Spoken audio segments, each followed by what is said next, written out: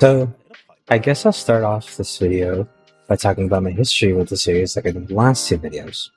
Well, when it comes to Final Fantasy, it was actually my favorite video game series for a long, long time. Not so much now.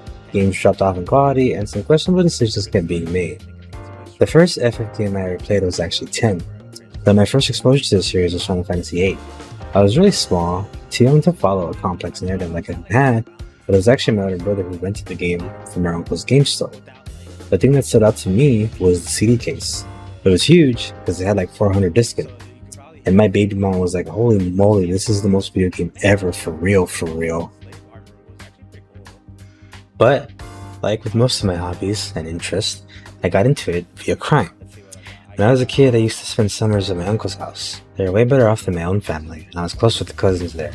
One cousin in particular, one of my best friends, was into video games just as much as I was. Played a couple of games together, and by that I mean one would play and the other would watch and we would swap off. We did this with Animal Crossing, for example, but also with Final Fantasy X. I loved it a lot. It blew my mind as a kid. The graphics and music and just everything in the game was so cool. However, we did not have enough time to beat it before summer ended and I had to go home, so I was sad. The game wasn't technically ours either. It belonged to a friend of my older cousin who was letting him borrow it. So when I asked to borrow it, I was of course told no.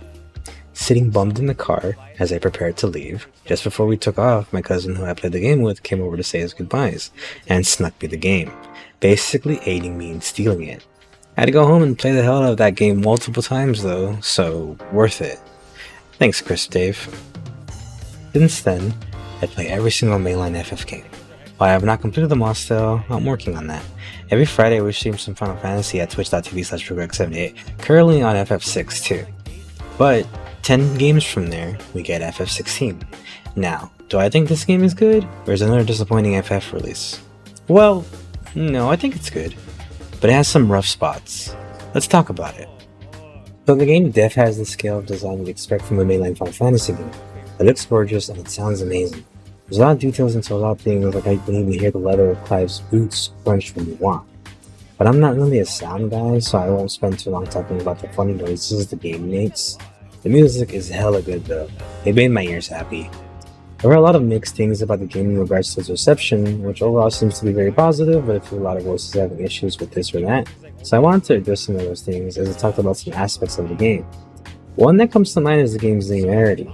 So this might confuse some who only play the demo, as the game is kind of divided into two parts. You do have linear stages, which are pretty much just a straight run through, but you also do have open world exploration, or open level. Since it's not truly open world, we just have a big open space to run around in between main levels. Though, even so, the Final Fantasy games have always been kind of gamey. I know FF13 gets a lot of flack for being a hallway, but FF10 is just as linear. And really, if you go back to the older games, all of them are. Some people might think they feel more open because you have an overworld, but if you really try to just go where you please, there's not much to find. The games always bottleneck you down certain paths with closed doors or terrain that block you from proceeding, or enemies too powerful for you to handle. Even if you brute force your way to a later game town, there won't be anything there to do regardless. So its design for 16 is totally fine and normal and cool. I think the linear levels work especially well because yes, you might have heard, but this game is Devil May Fantasy. It works super identical and you can do some rad combos, including some with your dog, which is always sick. I think the gameplay is definitely the strongest aspect of the game, which is not something I'd say about any other Final Fantasy to be honest, but there are some gripes I have with it. So this game has a really fun gameplay loop of sword button, magic fireball button, and dog assist. That's your basic kit you will have throughout the entire game no matter what, save for times you and your dog are separated. As you progress, you'll unlock more summons that give you more magic and special abilities, all dedicated to just a button press. You can do some pretty neat combos with them, but they all have cooldown timers that need to be considered when using them. Overall, it's a ton of fun though. It's not as good as Devil May Cry 5's combat, but I do think they wanted to avoid making it too complex for people who were not familiar with the action games, as it was a pretty big departure for the series. That's where some of my issues with the gameplay actually come up. They gave us 6 items to make the game easy for people who don't play action, but even without them, the game felt far too easy. I had dashed in the single digit by the end of the game, but most of them came from me not paying attention or fighting stuff vastly on the level. Overall, the game never felt too challenging, nor did I ever feel like I might bite it save for a few bosses with the level gaps against me. Towards the end of the game, I ended up feeling like them trying to find the middle ground to appease everyone and hurt the game more than anything else. This might not be a take a lot of people, especially longtime fans, will agree with, but I found myself thinking I need to pull the trigger and just let the RPG aspects go. It's no genre switch like this is kind of a crazy idea, but there is examples of this working already. RGG, and get ready to hear about them a lot, did the same thing where they switched from action to turn-based RPG. Yakuza 7 is fantastic also. It's a great game with a fun job system, but also suffers from feeling too easy, because I think they didn't want to scare away old fans not used to the new genre. But in RGG's case, we still have Judgment, and even now getting Gaiden, which they'll play as action games. I kind of feel like Square should prop up Bravely Default more as the RPG spin-off to make classic fans happy, because BD is good. It has a great job system and deserves much more love and attention. Go play it if you haven't. Though the difficulty isn't the only reason I think this. I know there is like an extra hard mode once you clear the game, I still haven't checked that out myself, but a lot of the design of the game just feels unneeded or poorly designed at all. Like the side quests. There's a lot of good story content in the side quests, but it all comes down to run here to this green circle and kill something.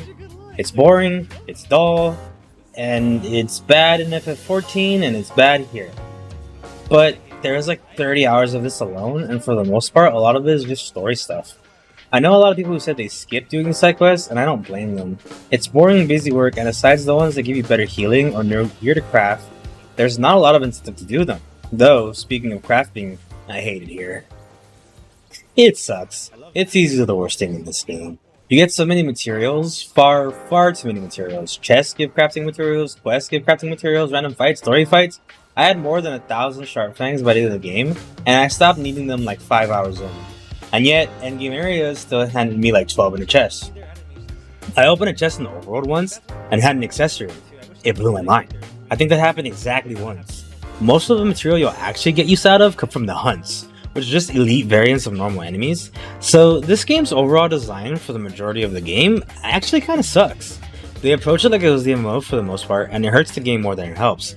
I'd rather they do away with stats entirely and again, lean more into just being an action game. Because the game is long, and you'll eventually get tired of it even with the cool as heck gameplay.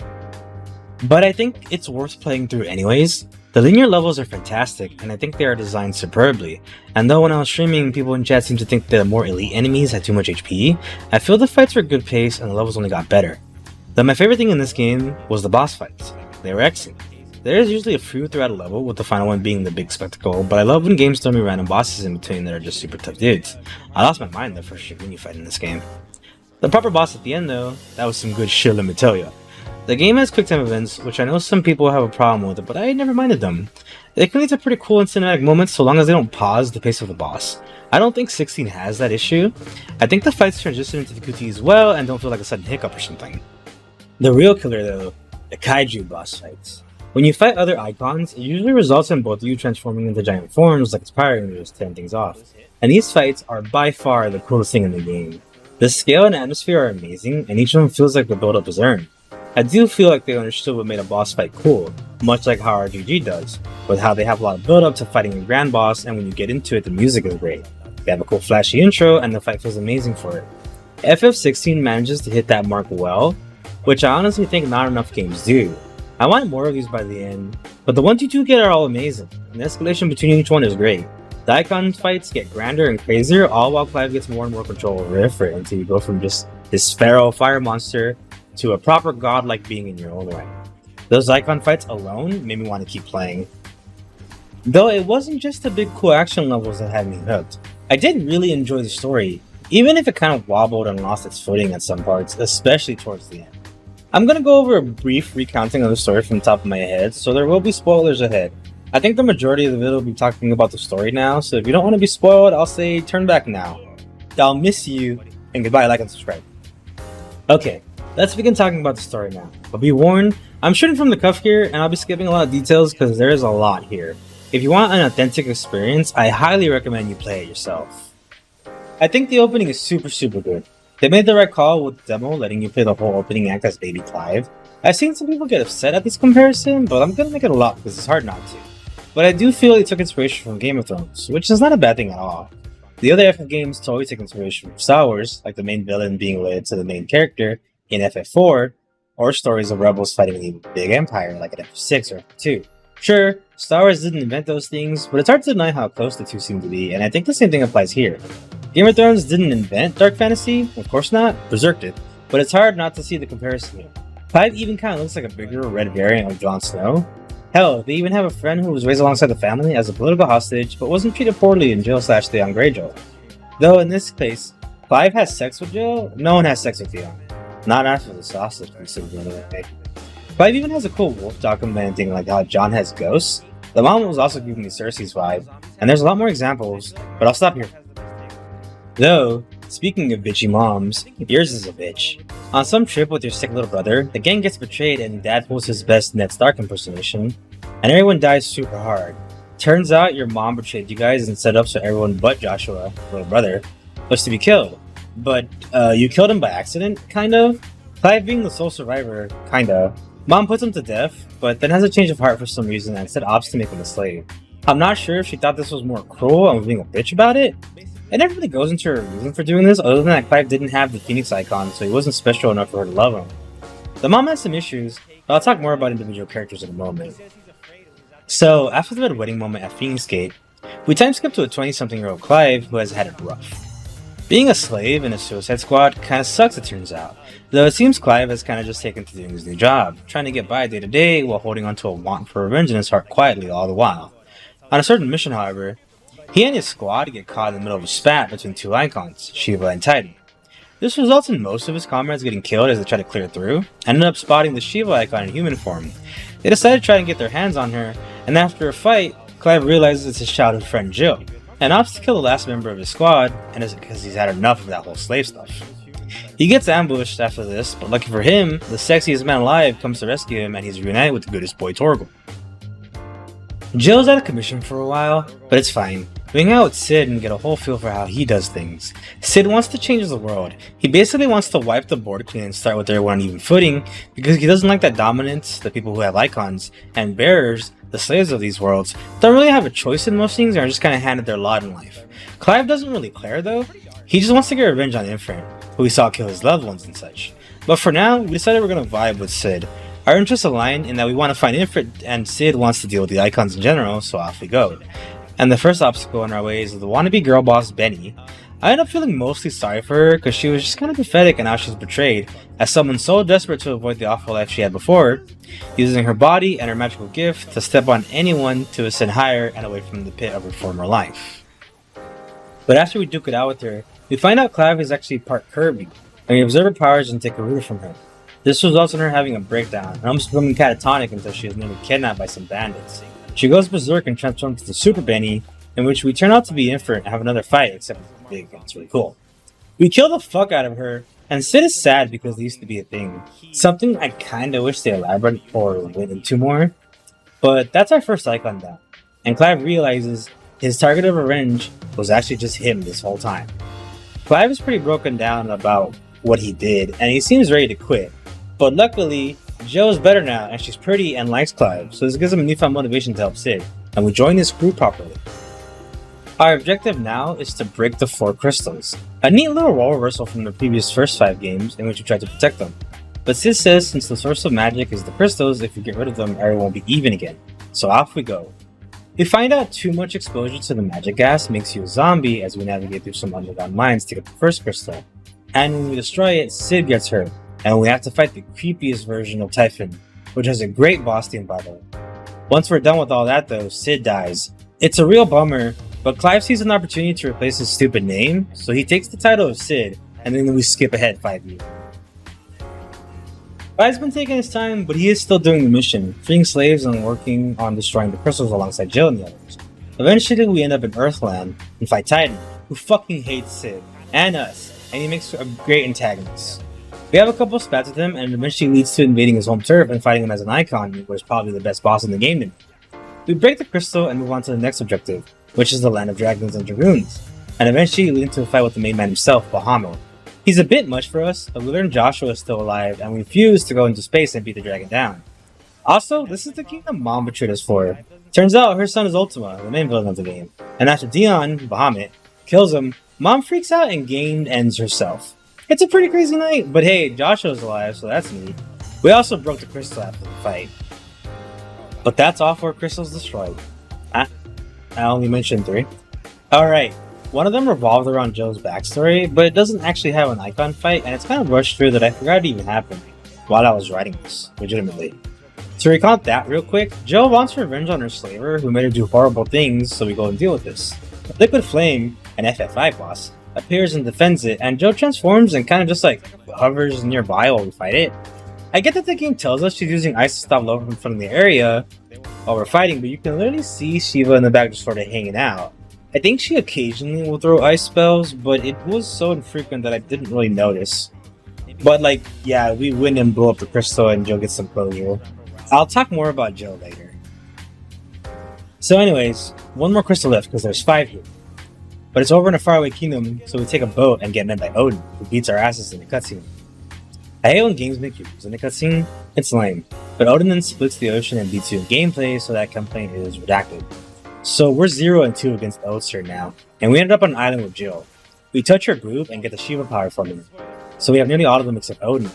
But from here on, Jill kind of bows out and we don't see her much. Just a dog and the boy join you in your final assault on Odin's castle, which is a great stage by the way. It throws so many enemies at you, including a cool ass behemoth, and the characters keep mentioning that, gee, there's a lot of them. But before that, we actually enter a tower where we fight Odin himself.